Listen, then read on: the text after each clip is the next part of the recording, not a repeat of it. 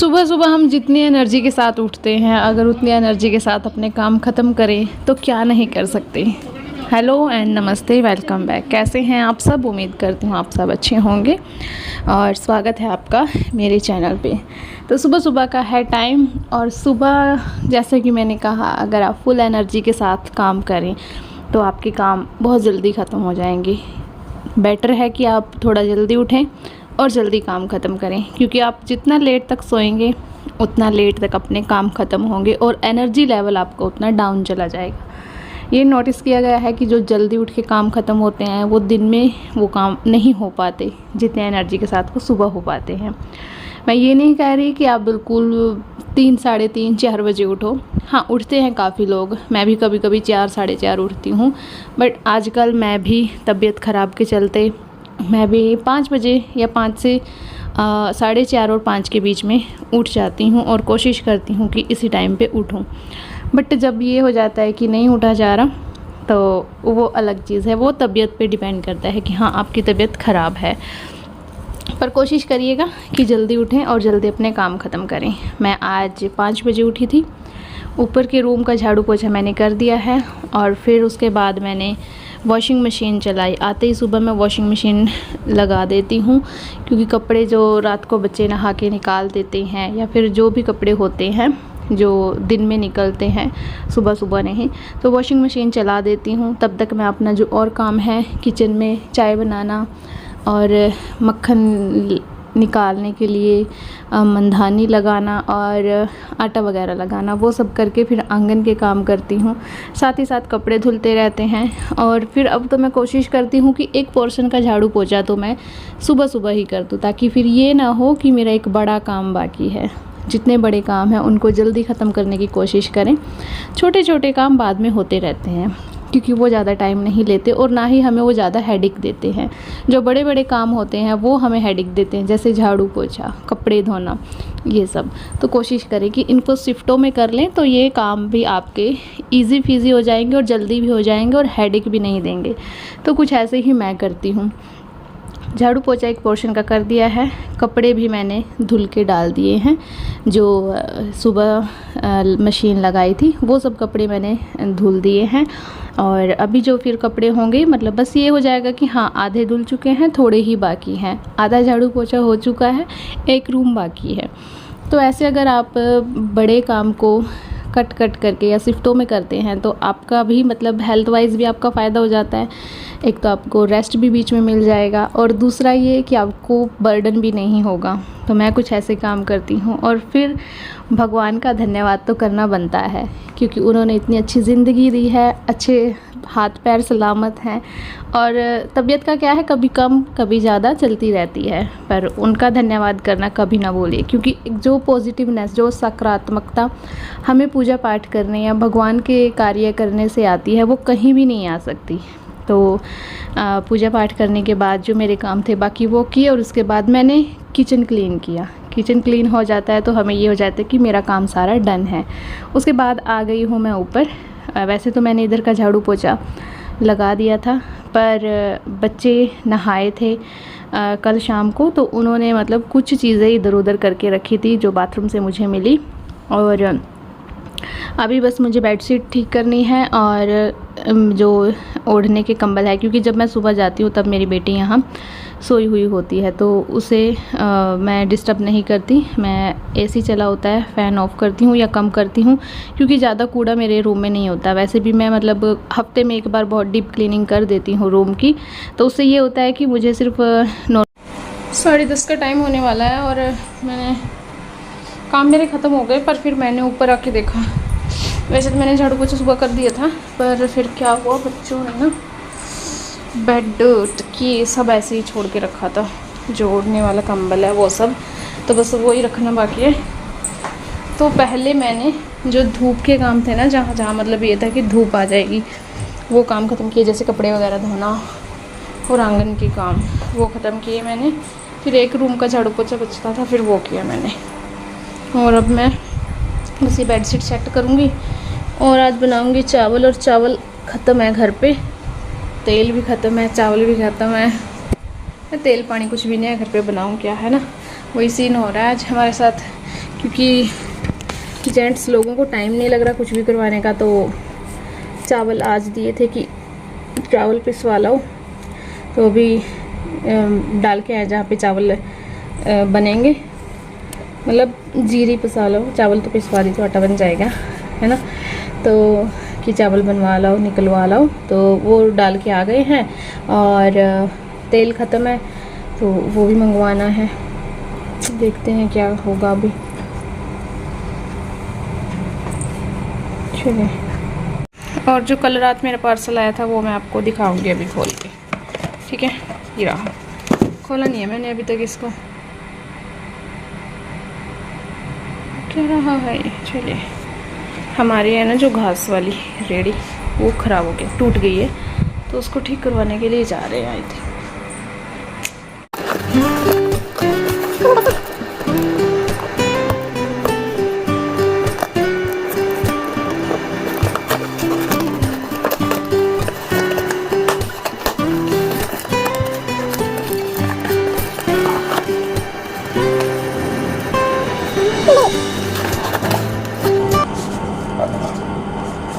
And this is dill. No silicone, paraben, sulfate, mineral oils, मतलब ये चीज़ें नहीं हैं।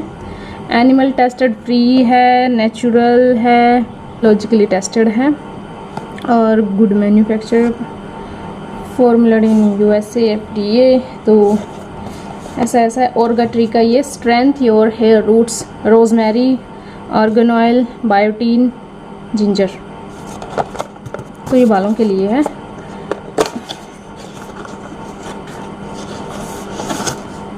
अच्छी पैकिंग है।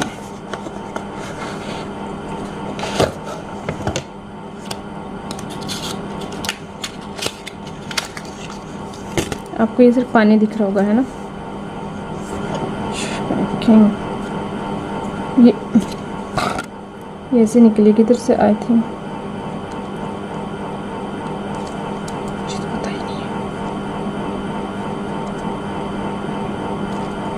पहले चलो मैं देख लेती हूँ इसका क्या सीन है, कैसे ये खुलेगा या बंद होगा, है ना। एक मिनट।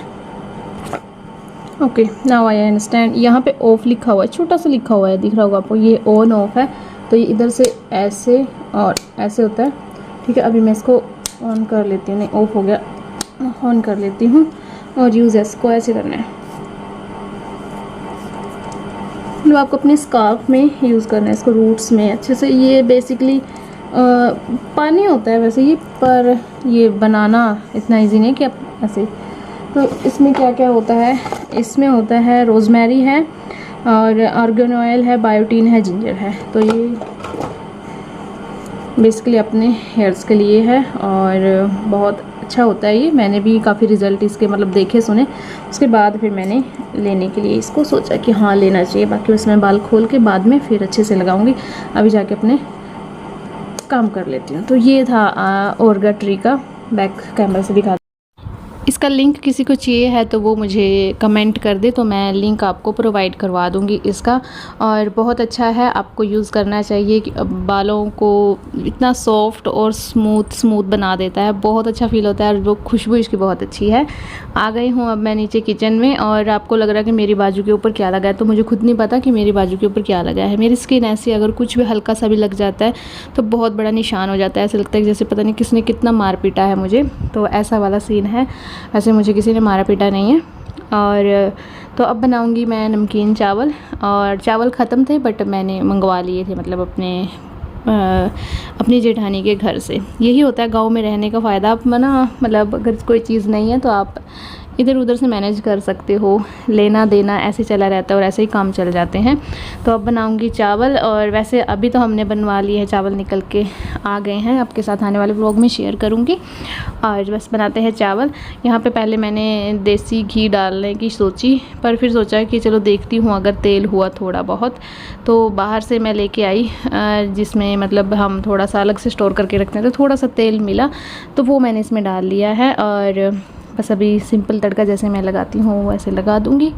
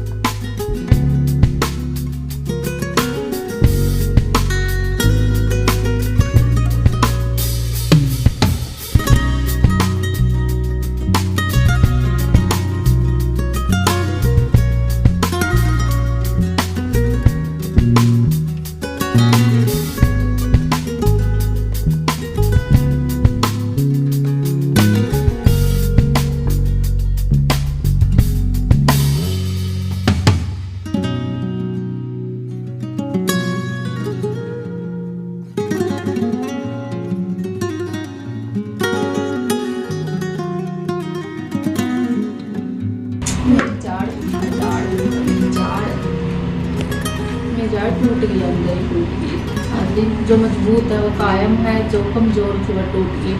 मेरा दर्द है पूरा, कदे सोचूं पढ़ा दूँ, कदे सोचूं रहन दूँ। झाड़ बेटे बढ़ानी नहीं, कटवानी कदे सोचूं पढ़ा दूँ, कदे सोचूं रहन दूँ। तो जी बनाऊंगी मैं सब्जी, क्या की छोले, चिट्टे चने, काबुली चने, छोले की सब्जी बनाऊंगी। रिमोट था तब तो ही कम। देखिए बबरे देखिए इसके भाई, इसके बबरे देखो गाइस, इसके बबरे देखो, इसकी आँख देखो, मिट्टी गाइस मिट्टी ना साड़ी, मिट्टी ना साड़ी। सही है, ऊपर लगा दूंगी ना, गाँव में छोड़ दूँ। कतिल कर दूंगी कुछ कहा तो। कतिल कर देंगे, कतिल कर दे। तेरे पीछे लावे कातिल हसीना। हाँ, बराबर। हाँ से फांसी।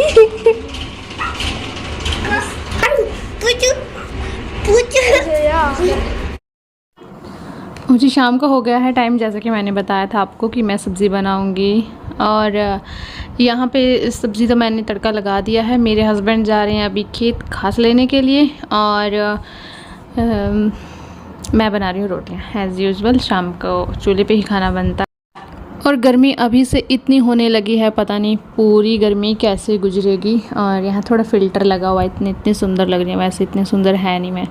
और बस फिर खाना बनाने के बाद आपको पता ही है कि जो भूसा है वो घर में काफ़ी इधर तक पड़ा हुआ है। और दूसरा ये भी कि हवा बहुत तेज़ आती है, सुबह शाम बहुत तेज़ हवा हो जाती है, तो उड़ के कहीं भी ना चली जाए। मैं हर रोज़ आपको बताती हूँ, कुछ लोग तो सुनते सुनते बोर हो गए होंगे कि उड़ के कहीं चली जाती है, आग लगने का खतरा रहता है। इसीलिए तो कुछ लोग मुझे बोलते हैं कि तुम खाना बनाने के बाद क्यों आग उठाते हो। डेली नहीं उठाती, आपने देखा है, पहले नहीं उठाती हूँ, पर जब सीज़न आता है ना, सीज़न में हम ज़रूर से आग ऐसे उठा के, जब तक हमारा जो तूड़ी है वो इधर तक रहते हैं ना, इस पोर्शन तक की आग वहाँ तक जाने का खतरा होता है, तब तक हम आग चूल्हे से उठा देते हैं और हारे में डाल देते हैं। तो ये बहुत छोटा सा झाड़ू हो गया है, क्योंकि इसे हमसे ज़्यादातर इसे चूल्हे में ही यूज़ करते हैं, बाकी जगह इसको नहीं लगाते क्योंकि ये सफाई नहीं कर पाता। पर ये जो छोटा सा झाड़ू है ना, ये चूल्हे में बहुत अच्छी सफाई करता है। जो बड़े झाड़ू होते हैं वो इतनी सफाई नहीं कर पाते, पर ये बहुत अच्छी सफाई करता है। और छोटी छोटी चिंगारियों से बचने के लिए मतलब फिर अच्छे से इधर उधर से सब कुछ ऐसे समेट लिया जाता है, क्योंकि आपको लगता हो कि बहुत ज़्यादा हो रहा है ये, कि इतना क्या है ना, पर आग इतनी जल्दी से फैल रही है ना आजकल। और आपने सुना भी होगा काफ़ी, मतलब मेरे एरिया में, हरियाणा में और पंजाब में भी काफ़ी जगह बहुत नुकसान हो गया है, लोगों की फसल जल गई एक छोटी सी चिंगारी की वजह से। और फिर ये रात का टाइम है और बच्चों को दे रही हूँ मैं खाना, तो सब्ज़ी हमारी बनके तैयार है। और आज सब्ज़ी मैंने देसी घी में इसको तड़का लगाया, क्योंकि तेल नहीं था घर पे, तो फिर और तेल दोपहर को सारा ख़त्म हो चुका था, तो देसी घी में मैंने सब्ज़ी को तड़का लगाया। छोले की बनी है सब्ज़ी और रोटी साथ में, तो बच्चों को डाल के दे दूँगी। मक्खन, रोटी, सब्ज़ी और सैलड। बस सैलड में ज़्यादातर प्याज ही खाया जाता है, क्योंकि खीरे वगैरह ना तो लेके आने याद रहते हैं, और दूसरा आते हैं तो फिर मतलब फटाफट से खा लेते हैं बच्चे। अपन गर्मियों में हम लेके आते ही हैं, ज़्यादातर खीरे हमारे यहाँ होते ही हैं, लेके आते हैं। तो अभी तो प्याज है घर पे, तो प्याज के साथ ही बच्चे खाएंगे, प्याज ही सैलड में होता है। और आइए आप भी खाइए देसी घी के वाइट छोले की सब्ज़ी। अच्छी बनी थी, पर वही है ना, जब आदत हमें जिस चीज़ की होती है वो ज़्यादा हमें अच्छी लगती है। तो बस बच्चे खा लेंगे खाना, फिर बाद में खाएंगे हम। और जो भी फिर चीज़ें बच जाती हैं उनको फ्रिज में रखना। और ये दूध मैं ना बिल्कुल बर्फ़ के पोर्शन में, मतलब जहाँ बर्फ़ जमती है वहाँ पे रखती हूँ, क्योंकि ताज़ा दूध होता है, तो ताज़ा दूध हल्का गर्म होता है, तो गर्मियों में पीने में अच्छा नहीं लगता। तो उसको फिर मैं फ्रिज में रख देती हूँ, जो ऊपर फ्रीज़र होता है ना, बर्फ़ वाला पोर्शन, उसमें रख देती हूँ, ताकि ये ठंडा हो जाए। और जब ये ठंडा हो जाता है तब पीते हैं हम, मतलब बच्चे खुश होकर, सारी फैमिली। और यहाँ आप सोच रहे हो कि बेटी को छोटा सा गिलास दिया और बेटे को इतना बड़ा कप, तो मेरी बेटी इसमें से भी छोड़ देगी, बहुत ही मतलब चूज़ी है। और यही था आज के इस व्लॉग में। आई होप आपको अच्छा लगा होगा। Bye bye.